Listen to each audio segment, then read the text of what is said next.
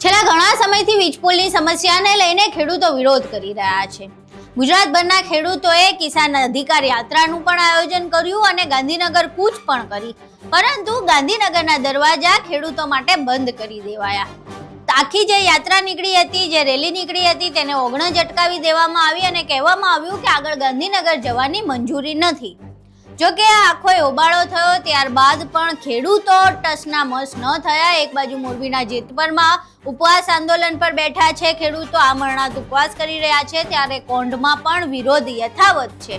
હવે આ વિરોધ યથાવત છે ત્યારે ધારાસભ્ય પ્રકાશ વરમોરા, જે ધ્રાંગધ્રાથી ધારાસભ્ય છે, તેમને અચાનક કોંઢ યાદ આવ્યું. તેઓ કોંઢ પહોંચ્યા. પહેલા તો ખેડૂતોએ તેમનો હુડિયો બોલાવીને વિરોધ કર્યો, પરંતુ બાદમાં તેમની સાથે ચર્ચા થઈ અને પ્રકાશ વરમોરાએ કોંઢના ખેડૂતોને કૃષિ મંત્રી સાથે મુલાકાત કરાવી. હવે કૃષિ મંત્રી સાથે મુલાકાત થયા બાદ શું ખેડૂતોએ કૃષિ મંત્રી સાથે વાત કરી અને કૃષિ મંત્રીએ શું જવાબ આપ્યા, તેના વિશે વિગતે ચર્ચા કરવી છે. નમસ્કાર, તમે જોઈ રહ્યા છો ચક્રવાત ન્યૂઝ. હું આપની સાથે હેમંત.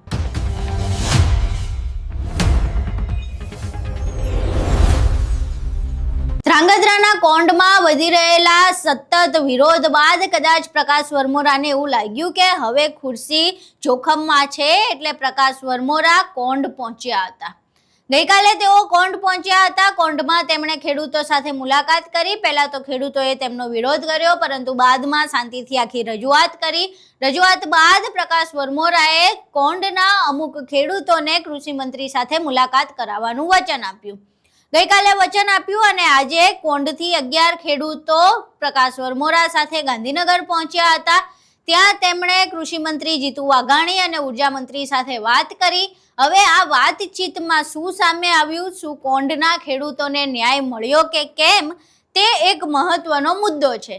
હવે ગાંધીનગરમાં બંધ બારણે શું થયું, કૃષિ મંત્રીએ શું વાત કરી, પ્રકાશ વરમોરાએ શું વાત કરી, આ તમામ બાબત જાણવા માટે અમે કોંઢના ખેડૂત શક્તિસિંહ ઝાલાનો સંપર્ક કર્યો અને તેમણે આખી ઘટના વિશે વાત કરી છે અને બંધ બારણે શું ખેડૂતો સાથે વાત થઈ તેની પણ વાત કહી. અહીં સાંભળીએ ખેડૂત સમગ્ર મામલે શું કહી રહ્યા છે. શક્તિસિંહ, આજે કોંઢના જે ખેડૂતો છે પ્રકાશ વરમોરાની સાથે ગાંધીનગરની મુલાકાતે ગયા હતા. કૃષિ મંત્રી અને મુખ્યમંત્રીની મુલાકાત લેવાના હતા અને ત્યાં આખી જે વીજ પોલની સમસ્યા છે તેને લઈને પોતાની રજૂઆત કરવાના હતા. તો આખી ઘટનામાં કેટલા ખેડૂતો ત્યાં પહોંચ્યા હતા, ત્યાં શું રજૂઆત થઈ અને કૃષિ મંત્રીએ શું આશ્વાસન આપ્યું છે?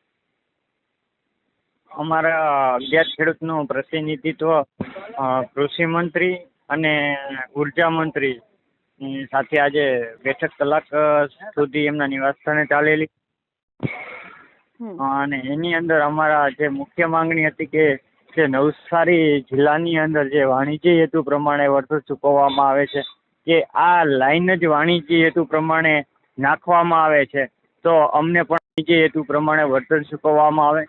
બીજી અમારી એ વાત હતી કે સરકારને વાણિજ્ય હેતુ પ્રમાણે ખેડૂતોને વળતર ન ચૂકવવું હોય તો જે ગુજરાત સરકારે એક એસઓપી જાહેર કરવામાં આવે, એક એસઓપી બનાવવામાં આવે કે માર્કેટ ભાવના જે અત્યારે બજાર કિંમત છે એના 4 ગણા વળતર ચૂકવવામાં આવે. ત્રીજી અમારી એવી માંગણી હતી કે જે ખેડૂતો વીજ કનેક્શન લે છે, જેને વીજ કનેક્શન લેવાથી ખેડૂતો પાસેથી મીટરનું ભાડું ચૂકવવામાં આવે છે, અમારી પાસે મીટરનું ભાડું ચૂકવવામાં આવે છે, તો અમારા જ ખેતરની અંદર થાંભલા નાખવામાં આવે છે, તો અમને પણ આ માસિક 30,000 રૂપિયા ભાડું અમને ચૂકવો. એટલે અમે એમને 3 મુદ્દા કીધા છે. 3 મુદ્દાની અંદર રજૂઆત કરેલી છે. સરકારને કીધું છે તમને આમાં જે પણ એક યોગ્ય મુદ્દો લાગે એમાં અમારી સહમતિ છે. જી, તમે તમારી રજૂઆત કરી, કૃષિ મંત્રી તરફથી પ્રતિક્રિયા શું હતી? જીતુ વાઘાણીએ આખી ઘટનાને લઈને શું કહ્યું છે, શું આશ્વાસન આપ્યું છે? એમ કીધું કે અમે આ તમારી માંગણી સ્વીકારી છે અને ખેડૂતો સાથે છીએ અને આ માંગ અમારી કેબિનેટની બેઠક મળશે અને આ માંગ માટે અમે મુખ્યમંત્રી અને નાયબ મુખ્યમંત્રીનું પણ ધ્યાને દોરવામાં આવશે અને એ બાબતે ચર્ચા કરીને વહેલામાં વહેલી તકે તમને યોગ્ય વળતર કઈ બાબતે મળે તે દિશાની અંદર અમે આગળના પગલાં ભરશી, તેવું જીતુભાઈ વાઘાણીનું કહેવું હતું. જી, હવે કેબિનેટ બેઠકની વાત કરી તો જ્યાં સુધી કેબિનેટની બેઠક નહીં થાય અને કોઈ પણ યોગ્ય નિરાકરણ નહીં આવે, તમારી માંગણી સંતોષાય તે પ્રકારેનું વલણ નહીં અપનાવવામાં આવે તો શું ત્યાં સુધી વીજ પોલની જે સમસ્યા છે, જે કામ છે, એમાં કોઈ સ્ટે મૂકવાની વાત કરી છે કે ચલો જ્યાં સુધી આ વાતનું નિરાકરણ નહીં આવે ત્યાં સુધી કોંઢમાં વીજ પોલ નવા નહીં નખાય? અમે એ બાબતે પણ મંત્રીશ્રીનું ધ્યાન દોરવામાં આવ્યું છે. જ્યાં સુધી અમારો આ પ્રશ્નનો યોગ્ય નિકાલ ન આવે ત્યાં સુધી તમે અત્યારે જે કામ થઈ રહેલું છે પોલીસની હાજરીમાં બળ પ્રયોગ કરવામાં આવે છે પોલીસ દ્વારા, તો અત્યારે તે કામ બંધ કરી દેવામાં આવે. તેમને એમ કીધું છે કે કંઈ વાંધો નહીં, ચોક્કસપણે અમે બંધ કરાવશી, પણ એ આવનારા સમયની અંદર જોવાનું રહ્યું કે આ સરકાર ખેડૂતો સાથે રહે છે, કામ બંધ કરાવે છે કે નહીં.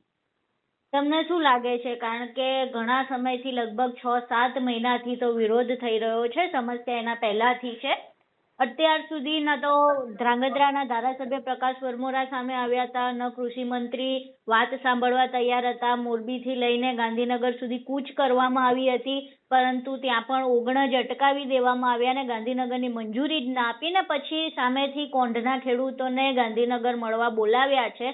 તો શું લાગે છે કે કૃષિ મંત્રી જે પ્રમાણે વાત કરે છે એ પ્રમાણે સમસ્યાનું નિરાકરણ લાવશે કે પછી આ ડેમેજ કંટ્રોલ માટે ખાલી તમને બોલાવ્યા અને ખાલી આશ્વાસન આપવા પૂરતું જ છે? આ ડેમેજ કંટ્રોલ કોઈ સંજોગોમાં કરી શકે એમ નથી. ખેડૂતોનું સ્વયંભૂ આંદોલન છે અને આ ચાલુ થયેલું છે. જો આવનારા સમયની અંદર જે અમારી આ માંગ સ્વીકારવામાં નહીં આવે તો આગામી દિવસોની અંદર છેલ્લા કોંઢ ગામ છેલ્લા 32 દિવસથી લડી રહ્યું છે, તો આવનારા સમયની અંદર અમારા આ મુદ્દે નિકાલ નહીં આવે તો આવનારા સમયની અંદર પણ અમારું આંદોલન ચાલુ રહેશે. જી, આભાર શક્તિસિંહ અમારી સાથે વાત કરવા બદલ. અહીં તમે ખેડૂત શક્તિસિંહ ઝાલાને સાંભળ્યા. હવે જે પ્રમાણે તેમનું કહેવું છે કે કૃષિ મંત્રીએ પોઝિટિવ જવાબ આપ્યો છે. તેમણે એવું કહ્યું છે કે કેબિનેટમાં ચર્ચા કરવામાં આવશે અને કેબિનેટમાં તમારી તરફેણમાં ચર્ચા થાય, તમારી તરફેણમાં નિર્ણય લેવામાં આવે તેવો સંપૂર્ણ પ્રયાસ કરવામાં આવશે અને તમને યોગ્ય વળતર મળે તે મુજબ પણ કામગીરી હાથ ધરવામાં આવશે. પરંતુ પ્રશ્ન એ છે કે અત્યારે તો કૃષિ મંત્રીએ કહી દીધું, હવે કીધા બાદ આ મામલે નિર્ણય ક્યારે લેવામાં આવે છે? અને આ ફક્ત કોંઢ ગામ પૂરતી તો સમસ્યા નહોતી, આ સમસ્યા ગુજરાતના અનેક ગામમાં છે. સૌરાષ્ટ્ર આ સમસ્યાથી પીડાઈ રહ્યું છે, ત્યારે અન્ય ગામના ખેડૂતોને શું મળશે? અને જે પ્રમાણે વાત કરવામાં આવી છે કે જ્યાં સુધી કેબિનેટમાં ચર્ચા ન થાય ત્યાં સુધી કામ પર સ્ટે મૂકવામાં આવે, તો જે પ્રમાણે સ્ટેની વાત કરવામાં આવી છે સ્ટે તો હજુ સુધી મુકાયો નથી. એટલે શું હવે આ મામલે સ્ટે મુકાય છે કે કેમ તે પણ જોવું રહ્યું. આખી ઘટના તમે જોઈ, ખેડૂતે જે વાત કરી એ પણ તમે સાંભળી. હવે તમારું શું માનવું છે? શું કૃષિ મંત્રી ખેડૂતોના તરફેણમાં કોઈ નિર્ણય લેશે કે કેમ? શું ખેડૂતોને ન્યાય મળશે કે કેમ? તમારું આ સમગ્ર મામલે શું માનવું છે? તમારા મંતવ્યો અમને કોમેન્ટ બોક્સમાં જરૂર જણાવજો. વિડીયો પસંદ આવ્યો હોય તો વિડીયોને લાઇક કરજો, શેર કરજો અને અમારી ચેનલને સબસ્ક્રાઇબ કરવાનું ભૂલશો નહીં. નમસ્કાર.